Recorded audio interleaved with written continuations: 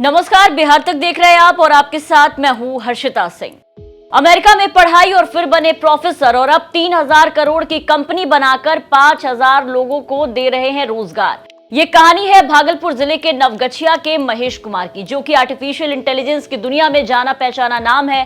Tiger कहे जाते हैं। एक समय था जब उनके पिता ने खुद महेश को बिहार में बिजनेस करने से रोका था, लेकिन अब महेश कुमार ने कमाल कर दिया। बिहार में उद्योग लगाने के लिए अपार संभावनाएं हैं। कई देशी और विदेशी कंपनियां बिहार बिजनेस कनेक्ट में हिस्सा लेने पहुंची थी और उसमें से एक थे भागलपुर जिले के नवगछिया के लाल महेश कुमार। महेश कुमार भी अपने सपने लेकर के बिहार लौटे हैं। 10 साल बाद बिहार आए। अमेरिका में आईटी के क्षेत्र में काम कर रही इनकी कंपनी टाइगर एनालिटिक्स ने बिहार आने का फैसला लिया और इन्होंने अब पटना में अपने कंपनी का ऑफिस भी खोला। पूरा परिवार कपड़ा बेचता है और ये सॉफ्टवेयर बेचते हैं। महेश अमेरिका गए थे पीएचडी करने, प्रोफेसर की नौकरी भी की, मजा नहीं आया तो बिजनेस में उतरे। 12 सालों में इन्होंने 3000 करोड़ की कंपनी बनाई और आज 5000 कर्मचारी जो है इनके कंपनी में काम करते हैं। कैसे बनाई बिहार के महेश ने इतनी बड़ी कंपनी? बिहार तक से बातचीत में महेश ने पूरी स्ट्रगल स्टोरी बताई है, आर्टिफिशियल इंटेलिजेंस की दुनिया में सफलता की कहानी बताई है। जरा देखिए हमारे संवाददाता से बातचीत। आज हम जिस शख्स की बात कर रहे हैं वो आर्टिफिशियल इंटेलिजेंस की दुनिया में किसी पहचान के मोहताज नहीं है। हम बात कर रहे हैं महेश कुमार जी की। आज हम उनसे बातचीत करने के लिए आए हुए हैं। उनसे जानेंगे उन्होंने किस तरह से स्ट्रगल किया अपने लाइफ में और कैसे एक 3000 करोड़ की कंपनी को स्टार्ट किया। सबसे पहले आपका बिहार तक में स्वागत है सर। बहुत बहुत धन्यवाद सर, किस तरह से आपने कंपनी स्टार्ट की और 3000 करोड़ की कंपनी बनाई और 5000 लोगों को रोज़गार दिया? सर, इसके बारे में हमारे दर्शकों को बताइए। जरूर। तो सबसे पहली बात तो मैं नौगछिया से हूँ यहाँ पर, तो बहुत अच्छा लगा यहाँ पर आके। बहुत दिनों बाद आना हुआ है, 10 साल बाद आना हुआ नौगछिया, तो बहुत अच्छा लगा। तो बात आपने पूछी कंपनी का, तो कंपनी शुरू किए तो हो गए करीब 12 साल हो गए।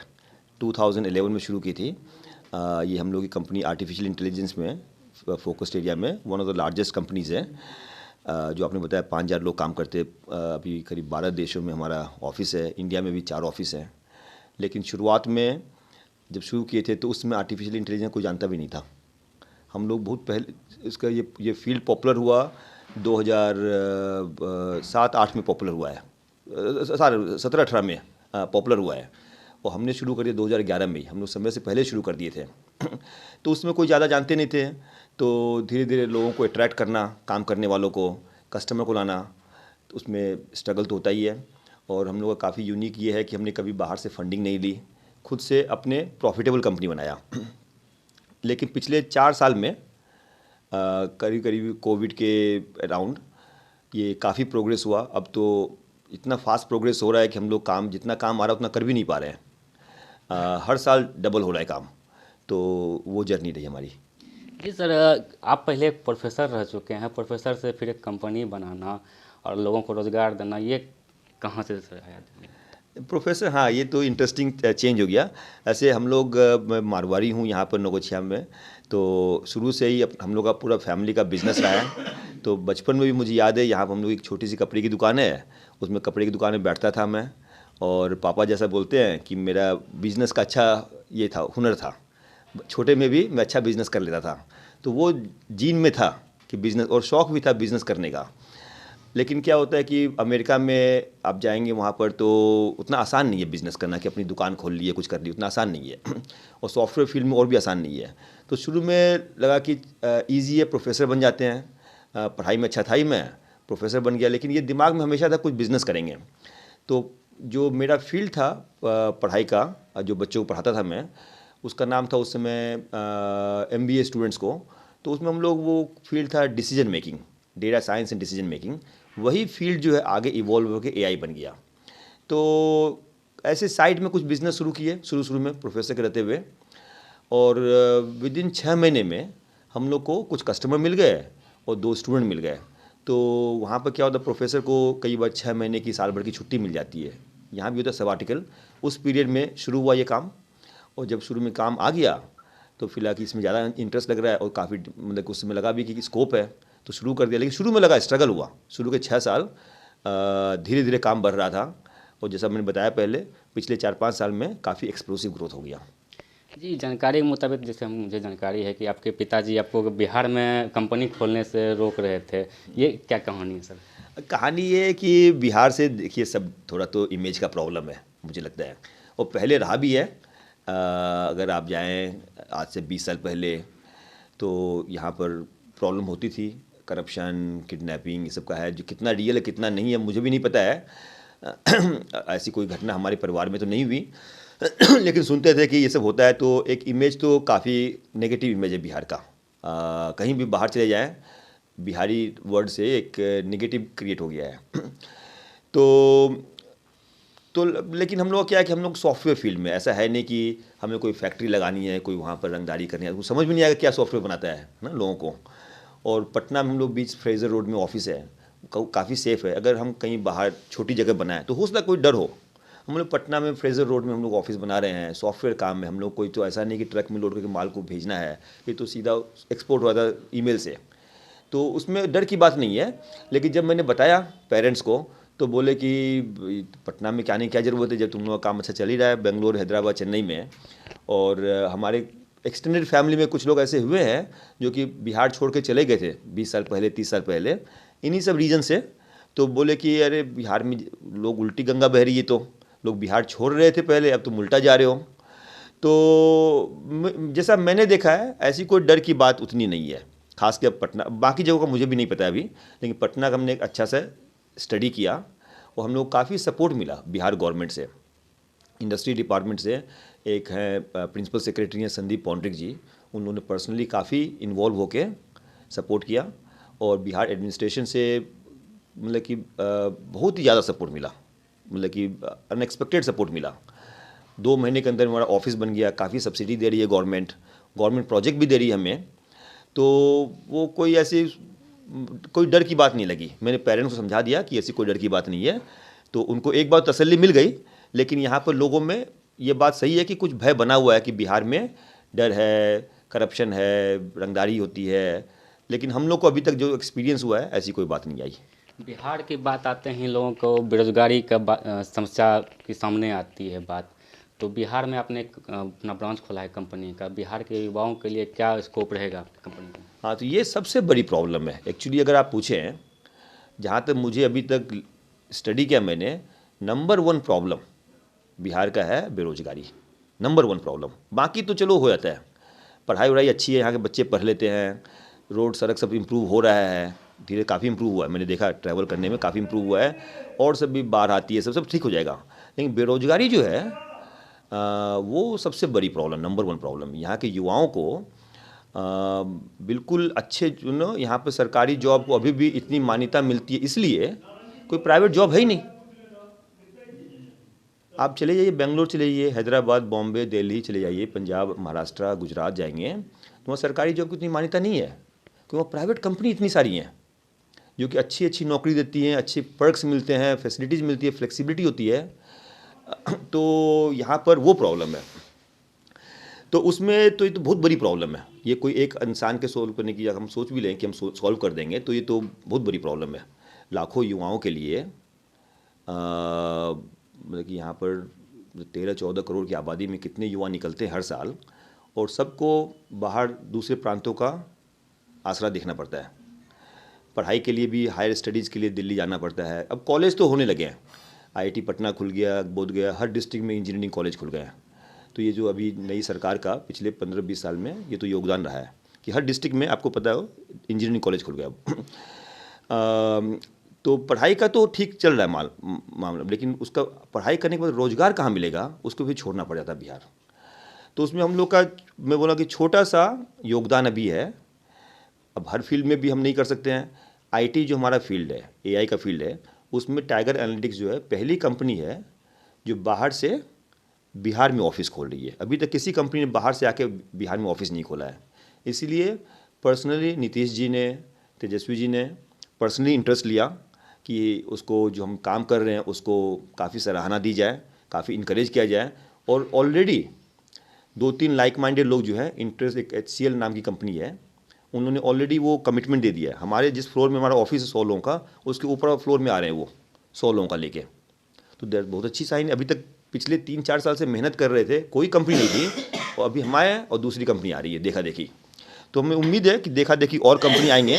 तो हमारा प्रयास ये रहा कि और लाइक माइंडेड लोग जो हैं उनसे मिल के कम से कम 8-10 लोग आएँ। अगर सब कोई 50, 100, 200 लोग का भी शुरू करेंगे, अगर 1000 लोग का बन गया तो क्रिटिकल मास हो जाता है। फिर अपने आप वो, जैसे जब आज से अब आप जाएंगे 30 साल पहले हैदराबाद था, वहाँ भी कुछ नहीं था, राइट। वो चंद्रबाबू नायडू ने दिमाग लगा के कुछ क्रिटिकल मास तैयार किया और अब देखिए कितनी बड़ी, मतलब हैदराबाद बन गया, जेम ऑफ सिटी बन गया है। तो बिहार में भी बन सकता है। तो हम लोग का प्रयास है आईटी फील्ड में कम से कम करें। अगर आईटी हो गया, आईटी तो समझिए कि टॉप ऑफ द रोजगारी में, क्योंकि उनमें बहुत हाई पेइंग जॉब्स हैं और बहुत लो इन्वेस्टमेंट होता है आईटी में। आपको एक ऑफिस लेना है, कंप्यूटर लगाने हैं, इंटरनेट चाहिए, बस। फैक्ट्री लगाना, ज़मीन एक्वायर करना, उससे कुछ नहीं चाहिए, वो है ना, उसमें आपको बस। लेकिन ये जो इमेज हो गई बिहार की कि यहाँ, और टैलेंट भी यहाँ पर है, और सस्ता टैलेंट भी है, सोचिए। और बिहार गवर्नमेंट अभी आईटी पॉलिसी निकलने वाला है, अगले महीने निकलने वाला है आईटी पॉलिसी। ऑलरेडी वो विधानसभा में प्रस्ताव रख दिया गया है। तो उसमें काफ़ी सारी सब्सिडी भी है आईटी पॉलिसी के अंदर। तो हम लोग वो स्टेप ले रहे हैं, लेकिन ये बहुत बड़ी प्रॉब्लम है। खाली मैन्युफैक्चरिंग में भी जॉब, अच्छी इंडस्ट्री है। आप बोले कि नौगछिया भागलपुर में कोई फैक्ट्री है ही नहीं, कोई इंडस्ट्री है ही नहीं, तो बताइए यहाँ के बच्चे क्या करेंगे? बाहर जाना पड़ेगा। बाहर जाते हैं तो आपका वो जो बच्चे, पढ़े लिखे बच्चे जो यहाँ पर समाज को, लोकल समाज में कंट्रीब्यूट करते हैं, उनका अटैचमेंट होता है, माँ बाप से दूर होंगे, खर्चा बढ़ जाएगा और उनका अटैचमेंट ख़त्म हो जाएगा। जो बाद में जाके वो दूसरे प्रांत का विकास का सोचेंगे, तो बिहार का विकास तो कौन सोचेगा? तो ये बहुत बड़ी प्रॉब्लम है। इसको ये जो ना, अब हम लोग जो बिहार बिजनेस मीट में गए थे, ये मुद्दा नंबर 1 मुद्दा था वहाँ पर भी, कि हर कोई रिकग्नाइज कर रहा है। अब लेकिन अभी भी टू लेट नहीं है, लेकिन लगेगा इसको। अगर इस पर एफर्ट किया जाए, नेक्स्ट 5 साल में, 10 साल में बिहार का चेहरा चेंज हो सकता है, लेकिन उनको एफर्ट करना पड़ेगा।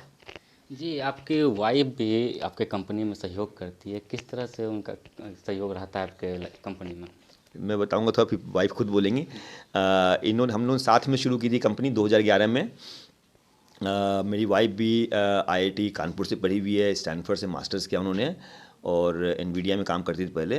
तो शुरू में हमने काम शुरू किया, और जब थोड़ा काम लाइन पे आ गया 2 साल में, फिर उन्होंने फुल टाइम ज्वाइन कर लिया। आज वो हेड ऑफ ऑपरेशंस हैं, पूरा फाइनेंस एंड ऑपरेशंस काम देखती हैं। काफ़ी, मतलब 5000 लोगों कंपनी का फाइनेंस ऑपरेशन बहुत बड़ा काम होता है, तो इंटायर वर्क वो देखती हैं। तो जैसा कि महेश ने बताया, हम लोगों ने शुरू में ही साथ में कंपनी शुरू करी। शुरू में सब कुछ, जब कंपनी छोटी होती है तो टीम नहीं होती है, सब कुछ खुद से करना पड़ता है। कंपनी का रजिस्ट्रेशन कराने से लेके पहले एम्प्लॉई को हायर करना, सारे चीज़ों के सेटअप करना, ईमेल सेटअप करना, वेबसाइट बनाना, सब कुछ हम लोगों ने साथ में मिलके किया। और धीरे धीरे अब तो टीम बहुत बड़ी हो गई है, सब चीज़ों के हमारे हर डिपार्टमेंट बन गए हैं, सबके हेड्स हैं, तो अब हम लोगों के पास बड़ी टीम है जो सब करती है। बट अभी भी हम लोग याद करते हैं कि शुरू में जब हमने शुरू करा, स्ट्रगल थे, सब चीज़ें खुद से हम लोगों ने फिगर आउट करी कि कैसे सब कुछ सेटअप करते हैं। और साथ में हम लोगों ने बहुत अच्छे से ये काम इस तरह से किया कि कंपनी का हित हमेशा सामने रख के, कि कैसे कंपनी को आगे बढ़ाया जाए। अब अपने क्लाइंट्स, अपने एम्प्लॉयज़ के लिए क्या क्या सही है, वो देखते हुए हम लोगों ने कंपनी को यहाँ तक पहुँचाया। जब हमने कंपनी शुरू करी थी तो हमने भी नहीं सोचा था कि एक दिन इस मुकाम पे पहुँचेंगे कि 5000 लोगों की कंपनी बन जाएगी। लेकिन आई थिंक महेश का जो बिज़नेस सेंस है और हम लोगों की मेहनत, उसकी वजह से यहाँ तक पहुँच पाए। जब महेश जी का कंपनी खोलने का आइडिया आया तो आपका क्या रिएक्शन था? रिएक्शन तो जब से हम लोग मिले थे तब से मुझे पता था कि इनके मन में है कि अपनी कंपनी शुरू करें, अपना कुछ एंटरप्रेन्योरशिप का, स्टार्टअप का आइडिया हमेशा हम लोग डिस्कस करते थे। लेकिन फिर भी एक बार जब प्रोफेसरशिप छोड़ रहे थे, अपने कंपनी शुरू कर रहे थे, तो एक बार फिर से मैंने कहा कि एक बार सोच लीजिए कि यही क्या सही कदम है, क्योंकि प्रोफेसर भी, अमेरिका में प्रोफेसर बनना भी आसान काम नहीं होता, बहुत मुश्किल से लोगों को प्रोफेसरशिप का जॉब मिलता है। तो मैंने कहा एक बार बहुत अच्छे से सोच लीजिए कि आप इसके लिए पूरी तरह से तैयार हैं कि नहीं। और फिर मुझे लगा कि ये महेश के मन में जो है, he will do something what he wants, और he is ready for it. तो हम लोगों ने मिलकर डिसीजन लिया कि थोड़ा रिस्क है, पर हम लोग रिस्क नहीं लेंगे तो कौन रिस्क लेगा। जो हम दोनों पढ़े लिखे हैं, हम दोनों के पास अच्छी जॉब है, सेविंग्स हैं, अगर हम लोग रिस्क नहीं लेंगे और कंपनी नहीं शुरू करेंगे तो कौन करेगा। जी महेश जी, आप नौगछिया से आते हैं, भागलपुर ज़िले से, तो नौगछिया के लोगों के लिए आपकी क्या सौगात देंगे? नहीं, नौगछिया के पहली बात तो ये है कि यहाँ के बच्चे सरप्राइजिंगली पिछले 15 साल में, 20 साल में देख रहा हूँ मैं, पढ़ाई की तरफ काफ़ी ज़्यादा माहौल है यहाँ पर, आपने भी देखा होगा। बहुत सारे बच्चे बाहर हैं। बेंगलोर, अभी कोई बताया तो बेंगलोर में 100 से ज़्यादा बच्चे नौगछिया बाज़ार के हैं जो कि जॉब कर रहे हैं। अमेरिका में कितने सारे बच्चे हैं यहाँ से तो काफ़ी अच्छा कर रहे हैं बच्चे लेकिन मुझे लगता है कि पढ़ाई का भी अच्छे स्कूलों का भी बाल भारती मॉर्निंग में फंक्शन था तो वहाँ भी अच्छा कर रहे हैं बच्चे। अगर यहाँ पर कुछ कमी रह गई है तो फिर भी लगता है कि यहाँ पर लोगों को गाइडेंस चाहिए होता है कि ये छोटी जगह है, यहाँ पर लिमिटेड नॉलेज होता है। बच्चे उम्मीद करते हैं कि उनके गार्जियन पेरेंट्स बताएंगे, पेरेंट्स को भी कम जानकारी है कि उस समय पढ़ाई नहीं होती थी तो यहाँ के पेरेंट्स जो यहाँ लोकल रहे उनको जानकारी नहीं होती है। और बच्चों को, यंग बच्चों को गाइडेंस चाहिए होता है। एक बार शुरू में लाइन में लग गए वो तो ठीक कर लेते हैं, लेकिन जो शुरू में यहाँ पर हाई स्कूल के बच्चे कैसे आगे कॉलेज के लिए पढ़ाई की जाए, आईआईटी का तैयारी किया जाए या फिर मेडिकल जाया जाए या और भी लाइन, कई सारी चीज़ें हैं, कई सारी स्कॉलरशिप अवेलेबल होती है, उससे कैसे स्कॉलरशिप और फिर जो शुरू में जॉब में लग गए उनको कैसे बेटर जॉब मिले, कैसे बाहर सेटल करें। यहाँ के बच्चों को थोड़ा इंग्लिश में प्रॉब्लम होती है बिहार के बच्चों को, तो कैसे उनको कॉन्फिडेंस थोड़ा कम होता है दिखते हैं, और बिहार की इमेज भी ऐसी है तो उससे भी थोड़ा कॉन्फिडेंस कम होता है कई बार। तो उसमें अगर कोई हेल्प कर पाए तो हमारा अब सोच रहे हैं ये बात, कैसे उनको एक काउंसलिंग, मेंटरशिप, गाइडेंस वाला कुछ सिस्टम बनाया जाए तो कि यहाँ के बच्चों को वो फ़ायदा मिल सके और वो बाहर के बच्चों के मुताबिक compete कर पाए। तो मेरा हमेशा कुछ भी अगर कुछ करना हो अपने क्षेत्र के लिए तो मेरा सबसे नंबर 1 फील्ड रहा है एजुकेशन, खासकर लड़कियों के एजुकेशन के बारे में कैसे उनको बढ़ावा दिया जाए। लड़कियां भी काफ़ी अच्छा कर रही हैं। अब मेरा हाल में 2-3 दिन पहले मिला, कुछ लड़कियां यहाँ से बेंगलोर में और हैदराबाद में जॉब कर रही है, अच्छा कर रही है, काफ़ी अच्छा लगा सुन के। तो मेरा अगर कुछ भी योगदान होगा यहाँ पर क्षेत्र के लिए तो कैसे एजुकेशन में किया जाए, जो यंग बच्चे हैं उनको आगे बढ़, एक बार लाइन पर लग गए फिर वो अपना फिगर आउट कर लेते हैं, उसके लिए क्या कर सकते हैं, और ख़ासकर लड़कियों के लिए क्या कर सकते हैं। तो मेरा हमेशा सोचना है अगर एक परिवार में लड़की पढ़ेगी तो पूरा परिवार पढ़ेगा, तो अगर लड़कियों को आपने आगे पुश कर दिया फिर तो पूरा परिवार पीछे आ जाता है। अच्छा, युवाओं को क्या संदेश देना चाहेंगे आप अपने ओर से? यहाँ के युवाओं को भी यही है कि देखिए, हमेशा रहा है कि पढ़ाई पे फोकस करो। तो जो बिहार में यहाँ पर अभी फैक्ट ये है कि यहाँ पर इंडस्ट्री नहीं है, तो कई लोग अर्ली पढ़ाई छोड़ देते हैं। हम लोग के फैमिली में ही था, हाई स्कूल तक मैक्सिमम फिनिश करते थे, इंटर भी नहीं करते थे, कॉलेज तक। अब कॉलेज के बाद ही छोड़ देते। देखते हैं कई बच्चों से मिला, वो कॉलेज कर रहे हैं और साथ में दुकान पे बैठना शुरू कर दिए, कि थोड़ा लगता है कि घर में खाली बच्चा बैठा है, कुछ कमाई हो जाएगी, कुछ हेल्प हो जाएगी, लेकिन यहाँ पर दोनों को, पेरेंट्स को भी सेक्रीफाइस करना पड़ेगा और बच्चे को भी लगन रखनी पड़ेगी। पढ़ाई करना ज़रूरी है।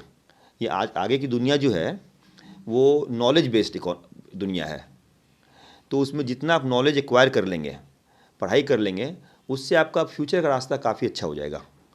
तो मेरा गाइडेंस यही है यहाँ के युवाओं के लिए, पढ़ाई को प्रायोरिटी करें, पढ़ाई को ढीला नहीं दें और उसमें शुरू में लगन करें, मेहनत करें अर्ली ईयर्स में, तो आगे काफ़ी भविष्य अच्छा हो जाएगा, खुद का भी, परिवार का भी और पूरे समाज का भविष्य अच्छा रहेगा। जी सर, बहुत बहुत धन्यवाद आप समय देने के लिए। ये हमारे साथ बातचीत करने के लिए महेश जी थे। सुजीत कुमार, बिहार तक, नौगछिया।